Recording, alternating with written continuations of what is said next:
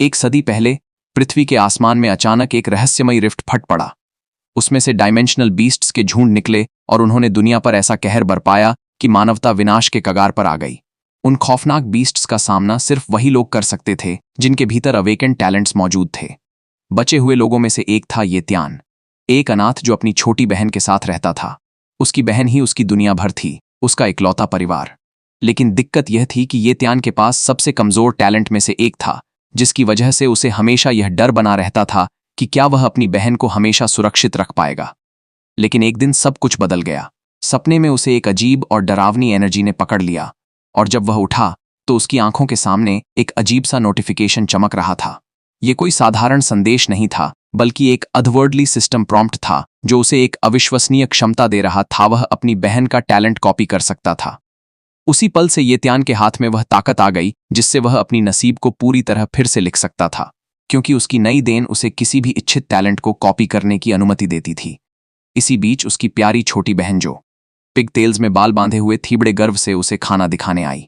उसने ये त्यान के लिए ब्रेज्ड पॉक बनाया था जो उसका फेवरेट था। खाने की गर्माहट और घर की सहजता को महसूस करते हुए ये त्यान के चेहरे पर खुशी की मुस्कान आ गई। वह जानता था कि टैलेंट कॉपी करने की शक्ति चमत्कारी है, लेकिन उसने तय किया कि वह इसे अपनी छोटी बहन पर कभी टेस्ट नहीं करेगा। फिर भी उसने यह जरूर नोटिस किया कि उसकी बहन का बेस टैलेंट उसके अपने कमजोर टेवन टैलेंट से कहीं ज्यादा बेहतर था। ये यू का फ्रॉस्ट टैलेंट बेहद दुर्लभ था, और एक बार जब यह पूरी तरह अवेकन हो जाएगा तो वह अपने हर अपोनेंट को बुरी तरह कुचल देगी। ये त्यान मन ही मन यही सोचकर सुकून पाया कि कहीं ऊपर उनके माता पिता अब चैन से आराम कर सकते हैं। थोड़ी देर बाद ये त्यान ने एक हुडी पहनी और अपनी नई क्षमता को टेस्ट करने के लिए बाहर निकल पड़ा। उसने अपना टैलेंट सेंसर एक्टिवेट किया, लेकिन तुरंत निराशा हाथ लगी। रेंज सिर्फ करीब 3 मीटर थी। एक भीड़ भरी जगह पर जहां हर ओर लो टियर टैलेंट वाले लोग ही दिख रहे थे, उस छोटे से रेडियस में कुछ खास नहीं मिल रहा था। वह उम्मीद कर रहा था कि कम से कम एक मिड टियर टैलेंट तो मिल जाए, लेकिन सब कुछ बेमानी लग रहा था। फिर भी उसके मन में एक और विचार चल रहा था, अकेडमी में जाकर देखना। भले ही उसका अवेकेंड टैलेंट लो टियर था, लेकिन यह कॉपिंग एबिलिटी पूरा गेम बदल सकती थी। एक बात निश्चित थी, ये त्यान ने तय कर लिया था कि वह उस अकेडमी में दाखिला लेगा जो स्टूडेंट्स को टैलेंट इवैल्यूएशन के आधार पर जज नहीं करता। यही सोचते हुए उसे एक आइडिया आया और उसने लिन्ही बेस्ट 5 अकेडमी में अप्लाई करने का फैसला किया। जैसे ही वह कैंपस की ओर बढ़ा, उसने देखा कि काफी सारे स्टूडेंट्स मिड टियर टैलेंट्स के साथ उसी अकेडमी से गुजर रहे थे। लेकिन ये त्यान डिस्करेज नहीं हुआ। उसे पता था कि बाहर से देखने वालों के लिए वह सिर्फ एक कमजोर टैलेंट वाला लड़का है, लेकिन अंदर से उसे पूरा यकीन था कि उसकी कॉपी टैलेंट उसे वहां तक ले जाएगी जहां तक इन लोगों ने सपने में भी नहीं सोचा होगा।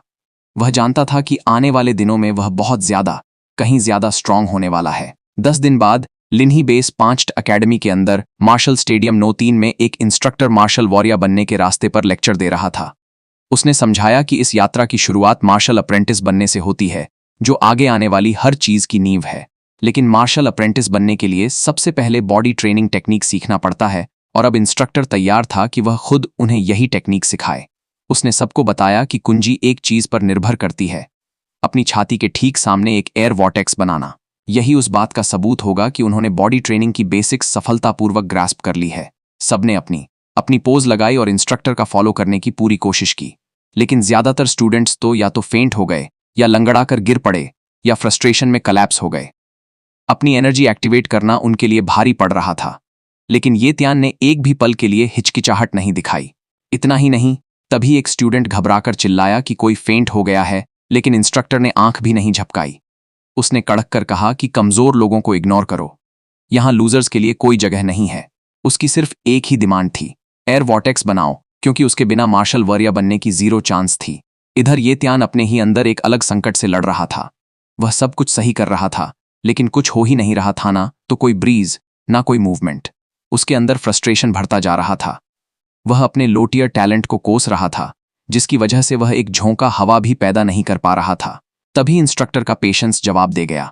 वह फट पड़ा और कहा कि यह क्लास उसके करियर का सबसे बुरा बैच है। पूरी ग्राउंड पर हर कोई कलैप्स हो चुका था, सबके सब गिरे पड़े थे, सिर्फ एक आदमी को छोड़कर। ये त्यान अभी भी खड़ा था, भले ही किसी तरह। इंस्ट्रक्टर ने ताना मारा कि उम्मीद है ये लूजर्स चेन डोंग का एग्जाम्पल फॉलो करें और अपनी मोटिवेशन बढ़ाए, बजाय इसके कि लेजी इडियट्स की तरह पड़े रहें। बाद में ये त्यान ने जंग बाओ की तरफ मुड़कर पूछा कि आखिर यह चेन डोंग कौन है।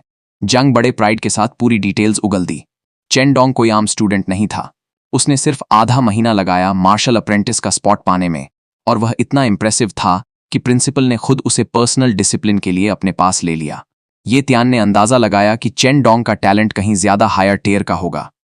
फिर जैंग ने बड़े शेखी से चेन डोंग का ऑटोग्राफ दिखाया और कहा कि जब चेन डोंग टॉप पर पहुंचेगा तब ये एक सिग्नेचर ही उसका कुछ महीनों का रेंट निकाल सकता है। ये त्यान तो सन्न रह गया, जबकि पिगफेस वहां खड़ा अपनी छाती फुलाकर प्राइड दिखा रहा था। तभी अचानक पूरी ग्राउंड में उत्साह की लहर दौड़ गई। हर स्टूडेंट उमंग से उछलने लगा क्योंकि चेन डोंग खुद उधर की ओर चला आ रहा था। अब पूरी भीड़ उसका ऑटोग्राफ पाने के लिए बेताब थी और जैंग भी पूरी स्पीड में दौड़ लगाई ताकि दूसरों को हटाकर एक और ऑटोग्राफ जुटा सके। इधर ये त्यान चेन डोंग को ध्यान से देख रहा था, जो इस एकेडमी में काफी बड़ा डील था और उसका एक सॉलिड मिड टियर रैंकिंग था। चेन डोंग ने सबको बताया कि वह अपने टीचर की ओर से उन्हें एनकरेज करने आया है और उसका कोई इंटेंशन नहीं है कि अपने फ्रेंड्स के सामने किसी लाफिंग स्टॉक बने। ये त्यान ने अपनी समझदारी अपनाते हुए हाथ मिलाने पर जिद की और यह देखकर पूरी भीड़ उमड़ पड़ी। जंग पहले दौड़कर हैंडशेक पाने की कोशिश कर रहा था और उसके पीछे पूरी भीड़ ठेले लगाती हुई आई। तब जाकर आखिरकार ये त्यान की बारी आई, लेकिन इसके पीछे ये त्यान की अपनी एक छोटी चाल चल रही थी। उसने हाथ आगे बढ़ाया, हैंडशेक पकड़ी और चेन डोंग ने कैजुअली उसे गुड लक कहा और उसी पल ये त्यान के अंदर सब कुछ क्लिक हो गया। बाद में वह अपने स्टेटस विंडो के सामने खड़ा था जिसमें लिखा था मिड टियर टैलेंट कॉपिड, और अब यह फ्यूज होने के लिए तैयार था। खुद टैलेंट रीपर को भी यकीन नहीं था कि यह फ्यूजन कैसा रहेगा। उस आदमी को अब तक समझ नहीं आया था कि पहले उसे अंदर से बाहर तक थंडर का शॉक क्यों लगा था, लेकिन उसने उस बात को साइड पर रखा और सामने जो था उस पर फोकस किया। उसने फ्यूजन ऑप्शन सिलेक्ट कर लिया। जैसे ही उसने ऐसा किया, उसकी छाती में एक तेज दर्द घुस गया, जैसे कोई उसका दिल सीधा मीट ग्राइंडर में ठूंस रहा हो। अब इस स्किल थीफ का दिमाग पिघलता हुआ महसूस होने लगा और उसे आखिरकार समझ आया कि चुराना उतना आसान नहीं है जितना सुनाई देता है। वह जमीन पर गिर गया और किसी तरह टिका हुआ था। कुछ देर बाद स्टेटस विंडो चमका और कंफर्म हो गया कि उसका कल्टीवेशन टैलेंट सफलतापूर्वक मिड टियर में अपग्रेड हो चुका है। दर्दनाक था, लेकिन रीपा ने सोचा कि यह उसके लायक था। सारा एगनी एक नई शुरुआत और खुद के एक ब्रांड न्यू वर्जन के लिए दांव पर लगाना। साथ ही कॉपी टैलेंट का कूलडाउन सिर्फ 30 दिन था। उसने हिसाब लगाया कि जब यह समय खत्म होगा तब वह फिर से टैलेंट्स कॉपी कर सकता है, जो उसके लिए बिल्कुल परफेक्ट था। अब उसने अपना अटेंशन बॉडी ट्रेनिंग टेक्निक पर घुमाया। पोजीशन लेने के बाद उसने एक और कोशिश की और उसकी आंखों के सामने ही एक छोटा सा टॉर्नेडो बनने लगा। अब जबकि वह मिड टियर टैलेंट के साथ खेल रहा था, सब कुछ इतना स्मूथली फ्लो कर रहा था। इसके साथ ही उसे बड़ी तस्वीर दिखने लगी और एक इलीट मार्शल वॉरियर बनना अब इतना दूर नहीं लग रहा था। इतना ही नहीं, एक ग्रेट मार्शल वॉरियर के लेवल तक पहुंचना भी अब मुमकिन लगने लगा। 1 महीने बाद चांदनी में एक खूंखार भेड़िया छत से छत कूद रहा था। उसी समय एक पिता और उसकी बेटी रात के खाने की योजना बनाते हुए निकले थे। इधर ये त्यान अब मार्शल अप्रेंटिस बन चुका था, लेकिन खुद को एक सच्चा मार्शल वॉरियर कहने से पहले उसके सामने एक लंबा रास्ता था। चेन डोंग को प्रिंसिपल से पर्सनल ट्रेनिंग मिल रही थी, इसलिए ये त्यान ने अंदाजा लगाया कि वह आदमी उससे कहीं तेजी से लेवल अप कर रहा होगा। और फिर एक पल में सब बदल गया। पिता के हाथ से लालटेन गिरकर जमीन पर टकराई और उसी वक्त वह खूंखार भेड़िया उस पर टूट पड़ा और उसे तत्काल मार डाला। छोटी बेटी की चीख सन्नाटे को चीरती हुई गूंजी और ये त्यान जैसे जम गया। उसका चेहरा उस खौफनाक नज़ारे को देखकर सफेद पड़ गया। अचानक हर तरफ आतंक फैल गया क्योंकि सबको एहसास हुआ कि उनके बीच एक मॉन्स्टर घुस गया है। चीख पुकार से हवा भर गई, लोग सबको भागने के लिए चिल्ला रहे थे और किसी की जान लेते देखकर उनकी आवाजें डर से कांप रही थीं। ये त्यान की पहली बार था जब उसने किसी मॉन्स्टर को इतने करीब से देखा था। जैसे ही वह क्रीचर छोटी बेटी के पास पहुंचने वाला था, ये त्यान ने हिम्मत जुटाकर उसे पकड़कर रास्ते से खींच लिया, लेकिन भेड़िया उनके ठीक पीछे था। आतंक ने उसे जकड़ लिया क्योंकि वह महसूस कर रहा था कि वह बीस्ट बहुत तेज था, उन्हें भागने का मौका ही नहीं दे रहा था। ठीक तभी एक वीर फिगर सीन में टूट पड़ा। भेड़िए के पीछे से टकराते हुए उसे ऐसी जोर से पटका कि उनके नीचे की सड़क तक चटक गई। सिल्वर मून वुल्फ घूमा और उस फिगर को दांत निपलाते हुए घूरने लगा जिसने उसके शिकार में बीच में आने की हिम्मत की थी। वहां खड़ा था कोई और नहीं बल्कि खुद प्रसिद्ध कैप्टन गेल वुल्फ, जो लेट आने के लिए माफी मांग रहा था। उसने ये त्यान को आदेश दिया कि वह बेटी को सुरक्षित रखे जब तक वह उस बीस्त से निपटता है। ये त्यान ने सांस थामी और बेटी को अपने पास कसकर पकड़े रहा, जबकि गेल वुल्फ खड़ा था, एक शो करने के लिए पूरी तरह तैयार। जैसे ही हीरो उस खौफनाक भेड़िए से टकराया, ये त्यान ने तुरंत छोटी बेटी की आंखें ढक लीं, उसे उस खूनी नज़ारे से बचाते हुए। गेल वुल्फ, जो कॉम्बैट में जुटा हुआ था, तुरंत महसूस कर लिया कि उस बीस्ट के अंदर जो रॉ पावर था वह किसी आम मॉन्स्टर जैसा नहीं था। उसे कचरे की तरह फेंक देने के बाद भी उसे पता था कि उसकी स्पीड को हल्के में नहीं लिया जा सकता। लेकिन एक स्मर्क के साथ उसने उस ओवरग्रोन पपी को याद दिलाया कि वह अकेला नहीं लड़ रहा था। ठीक तभी उसके 3 टीममेट्स आसमान से बिजली की तरह गिरे और उसके बगल में जमीन पर उतरे। जो शुरू किया था उसे खत्म करने के लिए पूरी तरह तैयार थे। गेल वुल्फ ने अपना मूव बनाते हुए अपने टीममेट्स को सिग्नल दिया और वे सब ने मिलकर उस बीस्ट पर अपने ब्लेड्स से गहरे वार किए। एक पल के लिए उन्हें लगा कि शायद ये पप अब खत्म हो गया है, लेकिन फिर उस मॉन्स्टर ने एक रूह कंपा देने वाली चीख निकाली और उसके शरीर से एक लाल ऑरा भाप की तरह निकलने लगी, मानो खौलता खून हो। एक नज़र में गेल वुल्फ समझ गया कि आने वाला क्या था। वह ब्लडबर्स्ट मोड में जा रहा था। उसने बाकियों को अलर्ट रहने को कहा, क्योंकि अब मामला और भी बहुत ज्यादा खराब होने वाला था। उसके एक साथी ने कैप्टन को चेक करने के लिए दौड़कर पास जाने की कोशिश की, जो अभी तक ठीक ही होल्ड कर रहा था। लेकिन तभी सबने देखा कि वो वुल्फी भागने की कोशिश कर रहा था, छायाओं में खिसकते हुए। गेल वुल्फ की आंखें सिकुड़ीं और वह पहले ही मूव पर था। उसे इस पप को जिंदा भागने की कोई गुंजाइश नहीं देनी थी। तभी अचानक हवा में एक पर्पल माना की लहर फैल गई और एक लड़की बिल्कुल सही समय पर वहां उतरी। उसका बो पहले से तना हुआ था। फिर उसने अपना तीर छोड़ा और वह हवा को चीरता हुआ सीधे सिल्वर मून वुल्फ की गर्दन में जा घुसा, और बस ऐसे ही वह बीस्ट जमीन पर गिर गया, उसी पल मरा। गेल वुल्फ जोर से हंसा और बोला कि वह बीस्ट अभी भी उनकी स्क्वाड से भिड़ने के लिए काफी कमजोर था। एक और टीममेट ने उस लड़की की तरफ प्रेज का नोट दिया और उसकी स्नाइपिंग स्किल्स को टॉप टियर बताया। इधर येत्यान चुपचाप उस मॉन्स्टर का स्टेटस चेक कर रहा था। स्टेटस विंडो में सिल्वर मून वुल्फ के ट्रेट्स सामने आए, लो टियर ब्लड टैलेंट और नॉविस टियर स्पीड टैलेंट। कागज पर कुछ ज्यादा इंप्रेसिव नहीं था, लेकिन ऐसे क्रीचर के हाथों में यह तब भी इतना खतरनाक था कि बिना तैयारी वाले फाइटर्स को भी केओस में डाल सकता था। छोटी बेटी भी उस खौफनाक नजारे को देखकर सन्न रह गई थी। उसकी आंखें फाड़ थीं और जबड़ा लटका हुआ था, मानो वो वुल्फ सच में मर गया हो। लेकिन जैसे ही चीजें थमने लगीं, येत्यान ने एक सतल मूवमेंट पकड़ ली। भेड़िए का एक पॉ हिल रहा था, कुछ ठीक नहीं था। उधर लैकीज अपने विक्ट्री बबल में सेलिब्रेट कर रहे थे, ठंडी सांसें ले रहे थे और शिकायत कर रहे थे कि स्पीड टाइप मॉन्स्टर्स हमेशा परेशानी ही पैदा करते हैं। वे पहले से ही ड्रिंक प्लान्स बना रहे थे, जैसे सब खत्म हो चुका हो। लेकिन तभी गेल वुल्फ की इंस्टिंक्ट्स जाग उठीं। उसे महसूस हुआ कि कुछ गड़बड़ है। एक सेकंड भी बर्बाद किए बिना उसने सबको अलर्ट किया, वो मॉन्स्टर अभी भी जिंदा है। एक भयंकर रेज के साथ सिल्वर मून वुल्फ अपने पैरों पर खड़ा हो गया और दहाड़ता हुआ चिल्लाया। उसकी आंखों में शुद्ध नफरत की आग जल रही थी। वह इतनी आसानी से हारने वाला नहीं था। ऐसे मॉन्स्टर्स हार को नहीं समझते। उनकी जिद और जान की लगन उन्हें भयानक बनाती है। वे अपनी आखिरी सांस तक लड़ते हैं। गेल वुल्फ की टीम तैयार खड़ी थी, ऑर्डर्स का इंतजार कर रही थी, लेकिन कैप्टन खुद आगे बढ़ आया। उसने सबको स्टैंड डाउन का आदेश दिया। ये कमजोर पपी खत्म करना उसका अपना काम था। उसी पल उस बड़े आदमी ने येत्यान की तरफ मुड़कर उसे चेतावनी दी कि वह वहां से निकल जाए, क्योंकि इलाका अभी भी खतरनाक था। लेकिन येत्यान इतना स्पेस्ड आउट था कि उसका दिमाग कुछ सूझ ही नहीं रहा था। गेल वुल्फ ने फिर से चिल्लाकर कहा कि वह जहन से बाहर निकल जाए, लेकिन टैलेंट रीपर ने इसे अपनी शक्ति को असली टेस्ट ड्राइव देने का परफेक्ट चांस समझ लिया।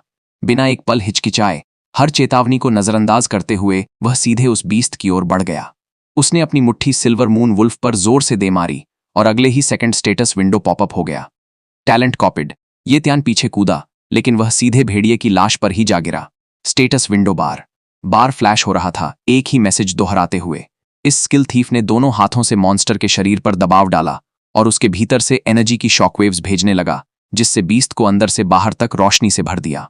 जैसे जैसे वह उसके टैलेंट्स कॉपी करता गया, येत्यान को इस स्लॉटर में मजा आने लगा। वह लाश पर लगातार पंच बरसाता गया। आखिरकार गेल वुल्फ बीच में आया और उसे झकझोरकर होश में लाया, याद दिलाते हुए कि वो बीस्ट पहले ही बहुत पहले मर चुका था। येत्यान, जो अभी भी भेड़िए को पकड़े हुए था, जानता था कि वह क्रीचर सच में मर चुका था, लेकिन उसके लिए सबसे जरूरी बात यह थी कि टैलेंट सफलतापूर्वक कॉपी हो चुका था। तभी गेल वुल्फ ने आगे बढ़कर अपनी टीम को क्लीन अप ड्यूटीज सौंपनी शुरू की।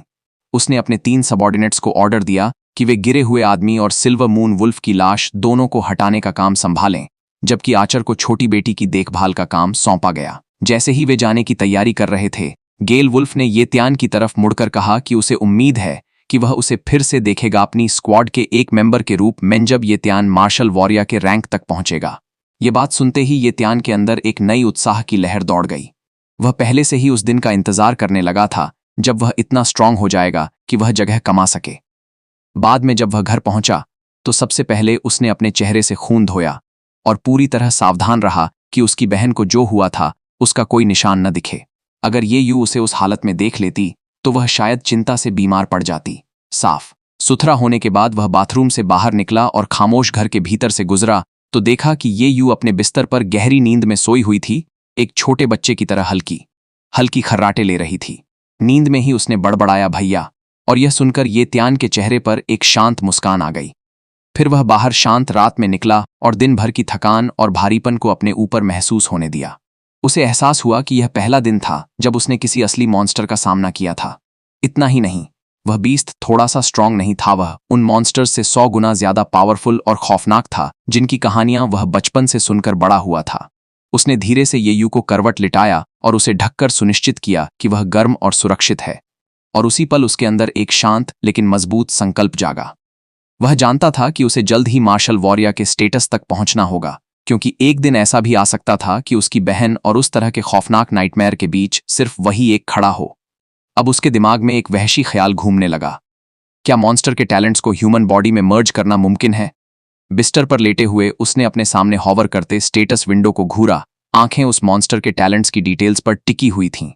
वह अंदर से जानता था कि यह फ्यूजन जानलेवा हो सकता है, शायद पिछली फ्यूजन से भी ज्यादा दर्दनाक, लेकिन ज्यादा स्ट्रांग होने की जरूरत किसी भी डर से ज्यादा तेज जल रही थी। अगर इसका मतलब अपने प्यारों को प्रोटेक्ट करना था, खासकर अपनी बहन को, तो वह इस रास्ते की हर तकलीफ का सामना करने के लिए तैयार था, चाहे वह कितना भी कठिन क्यों न हो। स्पीड टैलेंट के लिए ये त्यान ने खुद को तैयार किया। उसने एक कपड़ा अपने मुंह में ठूंस लिया ताकि दांत भींचकर जो भी दर्द आए उसे सह सके। जैसे ही उसने फ्यूजन प्रोसेस शुरू किया, एगनी ने एक तूफान की तरह जोर मारा। वह उसके पूरे शरीर में फैल गया, तीखा और निर्दयी। हर लहर ऐसी महसूस होती जैसे उसकी मांसपेशियां और हड्डियां टुकड़े टुकड़े करके फाड़ी जा रही हों। उसने दांत भींचे, पकड़े रहा, मानो उसका पूरा अस्तित्व ही बिखरने के कगार पर हो। इस भयंकर फ्यूजन प्रोसेस के बीच एक तेज क्रैक की आवाज कमरे में गूंजी और उसकी टांग तुरंत फ्रैक्चर हो गई। दर्द आग की तरह ऊपर की ओर भागा। उसने अपनी टांग को देखा और उसके अंदर पैनिक घुसने लगा। उसने सोचा कि शायद टैलेंट कॉपिंग फेल हो गया। शक ने उसे बुरी तरह पकड़ लिया और एक पल के लिए उसे लगा कि अपनी हद पार करना शायद एक गलती थी। उसका सिर घूमने लगा और उसका शरीर महसूस होने लगा जैसे उसके हाथों से फिसलता जा रहा हो। इस स्किल थीफ को साफ समझ आ गया कि वह खत्म हो गया। उसने येयू को पुकारने का ख्याल भी पाला, लेकिन वह कुछ बोल पाए इससे पहले ही अंधेरे ने उसे पूरी तरह निगल लिया। अगली सुबह वह एक झटके से उठा। दिल जोरों से धड़क रहा था और वह अब भी अंदर तक हिला हुआ था। सबसे पहले उसने अपनी टांग चेक की और देखा कि ना कोई फ्रैक्चर थी, ना कोई ब्रूज। सब कुछ बिल्कुल ठीक लग रहा था। उसे कोई आइडिया नहीं था कि रात में आखिर क्या हुआ था, लेकिन जो कुछ भी हुआ उसने उसे एक सीरियस अपग्रेड दे दिया था। उसका शरीर अब पहले से बहुत हल्का महसूस हो रहा था। उसने जल्दी से स्टेटस विंडो खोला और उसने सब कुछ कंफर्म कर दिया। ये त्यान, जिसके पास पहले से मिड टियर कल्टीवेशन टैलेंट था, अब नॉविस टियर स्पीड टैलेंट भी था। टैलेंट कॉपिंग सफल रहा था। बाद में 5th अकेडमी के एक ग्रोव में ये त्यान बड़ी खुशी में था। वह ताजन की तरह जंगल में उछल कूद कर रहा था, पेड़ों से कूदकर आसानी से जमीन पर लैंड कर रहा था। वह एनर्जी से भरा हुआ था और खुद को एक ब्रांड न्यू वर्जन महसूस कर रहा था। अपने नए टैलेंट को टेस्ट करते हुए उसने देखा कि एक पत्ता हवा में नीचे गिर रहा था और बिल्कुल परफेक्ट टाइमिंग के साथ ये त्यान ने उसे बिना कोशिश किए पकड़ लिया। कोई शक नहीं था कि सिल्वर मून वुल्फ की रफ्तार वाकई बेहतरीन थी। उसके बाद ये त्यान ने बॉडी ट्रेनिंग टेक्निक प्रैक्टिस करने की पोजीशन ली। उसने हिसाब लगाया कि अब उसकी स्पीड शायद एक मार्शल वॉरियर के बराबर हो गई हो, लेकिन उसकी ओवरऑल स्ट्रेंथ अब भी काफी कम थी। अगर वह कोई ऐसा तरीका ढूंढ पाता जिससे उसकी कल्टीवेशन स्पीड बूस्ट हो सके तो यह बहुत अच्छा होता। तभी अचानक जैंग ने उसे पुकारा और ग्रोव में ट्रेनिंग करते हुए ये त्यान को देख लिया। वह पास आया, इस टैलेंट रीपर के कंधे पर हाथ रखा और तुरंत फर्क महसूस कर लिया। ये त्यान अब सॉलिड लग रहा था, एक काफी स्टर्डी आदमी जैसा। जैंग को यकीन था कि वह पहले ही martial apprentice stage breakthrough कर चुका है।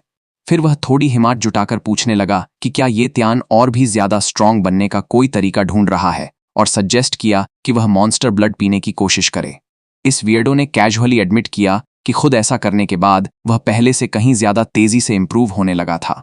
शुरुआत में ये त्यान को एक भी बात पर यकीन नहीं आया, लेकिन अब वह सच में शॉक्ड था सुनकर कि मॉन्स्टर ब्लड में वाकई इतनी पावर होती है। ये त्यान को थोड़ा बिटर लगा कि सिल्वर मून वुल्फ का ब्लड उसके सामने था और वह उसे लेने से चूक गया। लेकिन तभी उस वियर्डो जैंग ने ग्रिन किया और कहा कि अगर ये त्यान इंटरेस्टेड है तो शायद वह कोई तरीका जानता है जिससे मॉन्स्टर ब्लड हासिल किया जा सके। बेशक ये त्यान को और सुनने में कोई आपत्ति नहीं थी। तब जांग ने पूरी डिटेल्स उगल दी। उसके मुताबिक उनके लिन्ही बेस के हायरअप्स ने सिटी के बाहर एक नया वाइल्ड जोन खोल दिया था।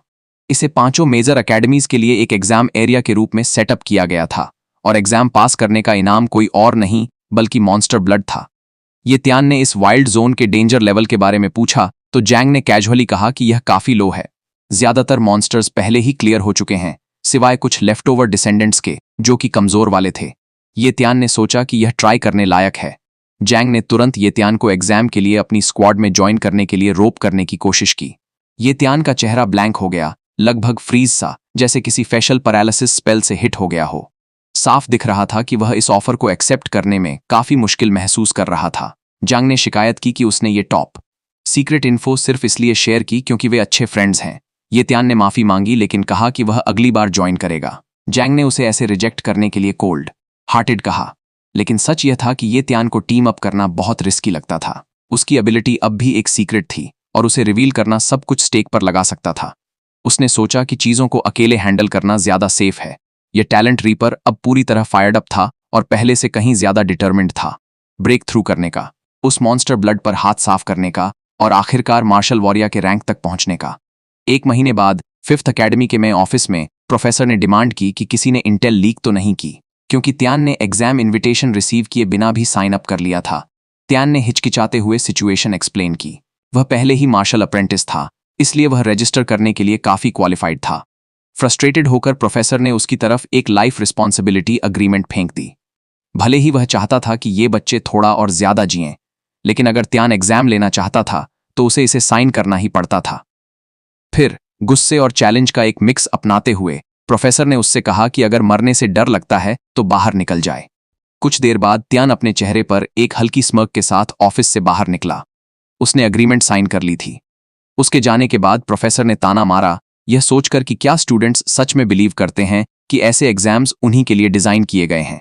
एक अपनी ही स्मर्क के साथ वह बड़बड़ाया कि त्यान इसका रिग्रेट करेगा। अगली सुबह ये यूं उठी और अपने भैया को पुकारा, लेकिन स्वादिष्ट खाने की खुशबू ने उसे ब्रेकफास्ट टेबल की तरफ खींच लिया जहां सब कुछ पहले से तैयार था। उसे त्यान का एक नोट मिला जिसमें लिखा था कि वह 3 दिन बाद आएगा क्योंकि उसकी स्कूल में एक इवेंट है। इसे पढ़कर ये यूं सोचने लगी कि कैसा इवेंट इतने दिन लेता है और मन ही मन अपने भैया की सेफ्टी की दुआ करने लगी। जब त्यान लोकेशन पर पहुंचा तो 5th अकेडमी के स्टूडेंट्स उत्साह से भरे हुए थे। वहां 5 मेजर अकेडमीज के बहुत सारे स्टूडेंट्स मौजूद थे। इधर मोजिरोबी, जो 1st अकेडमी का था और उसके बॉडीगार्ड साथ था, ने 5th अकेडमी के स्टूडेंट्स की तरफ घृणा भरी नजर डाली और उन्हें गार्बेज अकेडमी का कचड़ा कहा। उसके बॉडीगार्ड ने प्लेफुली सजेस्ट किया कि उसे मॉन्स्टर्स और ह्यूमंस दोनों को हंट कर लेना चाहिए, बस कमजोर लोगों को वाइप आउट करने के लिए। जियांग बाओ ने मो जियोबाई की तरफ इशारा करके त्यान को बताया कि वह मो फैमिली के यंगर जेनरेशन में से एक सबसे स्ट्रांग आदमी था। त्यान को पॉलिटिकल फैमिलीज की एरोगेंस कितनी हो सकती है ये जानते हुए उसने तुरंत फिगर आउट कर लिया कि ज़ीरोबाई बस एक और ईगो ड्रिवन गाय था। तभी अचानक एक आदमी, जिसकी तलवार अभी भी शीथ में थी, सीधे 1st अकेडमी के कैंप के अंदर दाखिल हुआ और उसकी आंखें मो जियोबाई पर फियर्स डिटर्मिनेशन के साथ टिकी हुई थीं।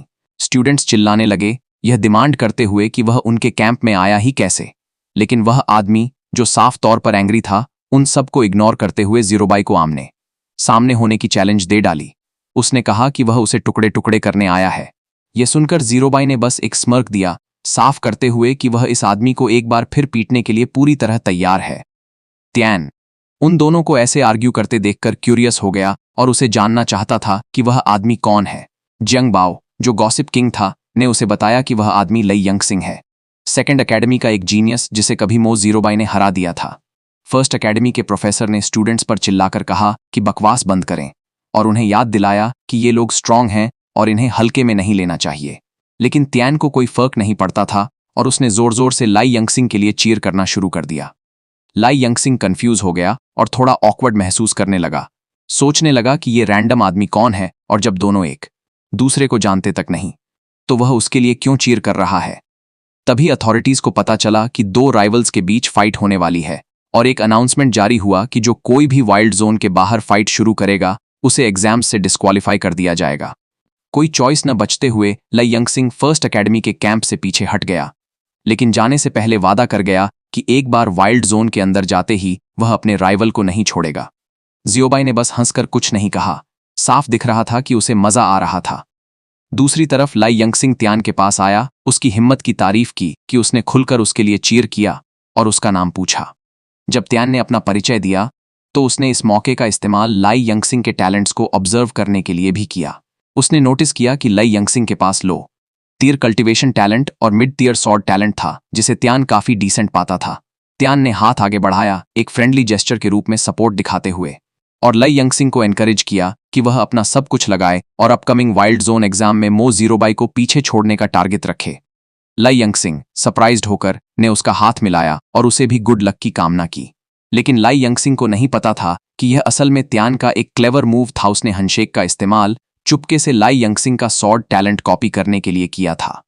और जैसे ही यह अनाउंसमेंट हुआ कि एग्जाम शुरू हो चुका है, फर्स्ट एकेडमी के स्टूडेंट्स सबसे पहले वाइल्ड जोन के अंदर जाने के लिए बुलाए गए। फर्स्ट एकेडमी के स्टूडेंट्स को वाइल्ड जोन में दाखिल होने के लिए बुलाया गया। बिना एक पल हिचकिचाए वे सब भीतर दौड़ पड़े। इधर लाई यंगसिंग अपनी टीम ढूंढने के लिए निकल गया और उसे इस बात से नाराजगी थी कि स्टूडेंट्स को अपनी एकेडमी के ऑर्डर के आधार पर अंदर जाना पड़ता है। जैसे ही वह वहां से गया, त्यान एक हिडन स्पॉट की ओर भागा जहां वह सेफली कॉपीड टैलेंट को फ्यूज कर सके।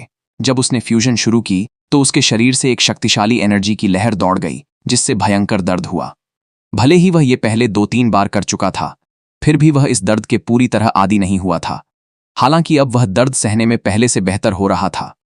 जैसे ही सॉर्ड टैलेंट पूरी तरह फ्यूज हो गया, उसके चारों ओर एक तेज इलेक्ट्रिक वेव फट पड़ी। अपनी नई शक्ति को टेस्ट करने के लिए त्यान ने पास में खड़े पेड़ों पर, जो सालों से बढ़ रहे थे, एक वार किया और बस एक ही स्ट्राइक में उन्हें काट दिया। खुद भी स्टन्ड और अमेज्ड रह गया। उसका स्टेटस विंडो तुरंत अपडेट हो गया। अब उसके पास mid tier cultivation talent, novice tier speed talent और मिड टीयर सॉर्ड टैलेंट थे। कुछ देर बाद एक अनाउंसमेंट हुआ कि पहली 4 अकेडमीज वाइल्ड जोन में दाखिल हो चुकी हैं और आखिरकार 5th अकेडमी की बारी आ गई। 5th अकेडमी के स्टूडेंट्स, जिनमें जैंग बाओ और त्यान शामिल थे, कॉन्फिडेंस के साथ आगे बढ़े, आने वाले हर चैलेंज का सामना करने के लिए तैयार।